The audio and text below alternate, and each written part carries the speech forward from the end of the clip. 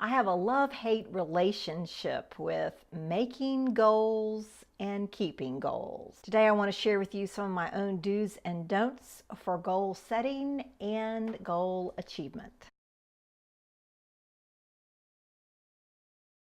Welcome to Reinventing You, where you can follow along on my journey to reinvent myself.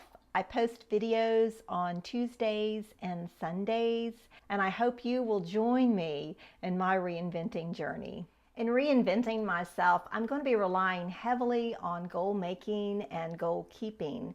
And I'm going to have to follow some do's and don'ts for goal setting in order to keep the goals that I'm making. My goal for Reinventing You this week is audience retention. So I'm going to ask you, if you would, when you watch the video at the very end, if you just give me a thumbs up, then I'll know that you stayed with me through the whole video. I have never been good at goal making or goal keeping. I hate to come up with goals. I always make them way impossible to even think about achieving. I'm not good about breaking goals down into action steps. And then when I don't meet my goals, when I fail my goals, then I feel guilty or disappointed, and I really don't want to try again. So here are some do's and don'ts that I've learned. The first thing that I've learned is do have goals. Goals are so essential to my reinventioning journey, and I've learned to really lean heavily on goal making.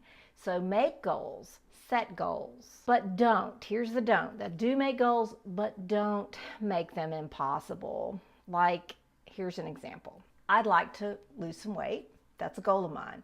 However, I'm really bad about making goals impossible. Like, I need to lose 40 pounds.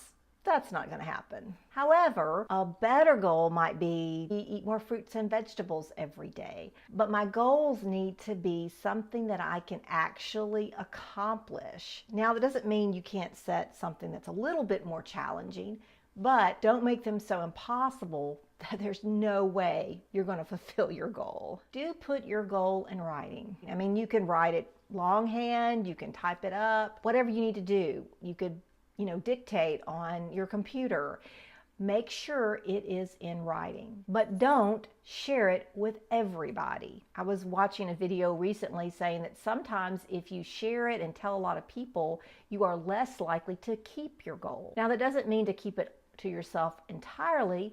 I said in another video that it's really good to have a little square piece of paper with people's names that you really depend on them, and those are the folks that you want to keep you accountable. Those are the kind of people that you want to share your goals with, because they're going to make sure that you're meeting your goals. They're going to ask you about your goals, and they're going to be really caring if you have met them. So put your goals in writing, but don't share them with the world. Most important is do break down your goals into action steps, like doable action steps, like you know that you can accomplish that. And in fact, you may have to take those action steps and break them down into further action steps, and then write those down and just follow them, check them off, start at the bottom and work your way up. But don't try to do it all at one time. That's my problem. My goal is to clean my house. So I think that I've got to do everything from the baseboards to the ceiling fans, when really a good vacuuming and dusting was pretty much all that really needs to happen. So do make goals. Don't make them impossible. Do put them in writing, but don't share with everyone. Do break goals down so that they're manageable and you can do them in little action steps. But don't try to do it all at once. Thank you for helping me meet my goal. If you would give me a thumbs up since you're at the end of the video, I would appreciate that. Don't forget to come back on Tuesdays and Sundays, where I'll be posting a video and you can follow along in my reinventing journey. Have a great one.